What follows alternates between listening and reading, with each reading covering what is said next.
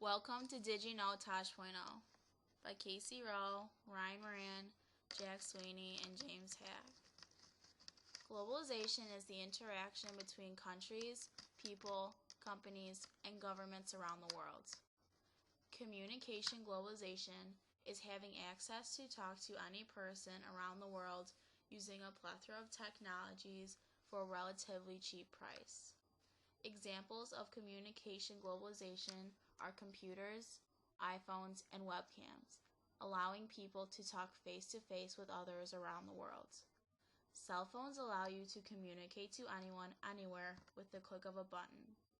In 2005, about 1 trillion texts were sent around the world every minute. Next type of globalization is economic globalization. With globalized communication, countries can now trade internationally.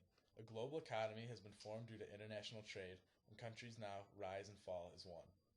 Some examples of economic globalization are when Greece needed to be bailed out by the European Union. Also, the global recession began with one country's economy faltering, thus beginning a domino effect. Did you know China has a labor force of 813,500,500 people? The next type of globalization is political globalization. Civilians of a country can now hear of a controversial topic and pressure the government to take action when human rights are violated. Did you know, in 1917, 74% of the flags contained the color red? Some examples of political globalization are the lack of medical focus in third world countries. Repressive governments and dictators are no longer able to gain power as fast as they used to. In most countries that go against the U.S. policy are cut off from trade, such as Cuba. The next theme of globalization is cultural and social globalization. Different cultures and nationalities are exposed to other people around the world. However, many of the world's cultures are becoming westernized. An example of cultural and social globalization is how immigration has introduced many people to other cultures and dramatically changed social interaction in the United States and other countries. This cultural melting pot has formed one culture that is most prominent in the United States. Did you know in India 652,420,000 cell phones are in use? That's 366,809,420 more cell phones than the US has in use.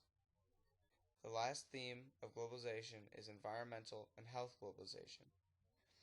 Health and environmental globalization occurs when unregulated business degrades the world's environment and the demand for unrenewable resources increases every day. Examples of environmental and health globalization are the depletion of fossil fuels that are being used throughout the world at a dramatic rate.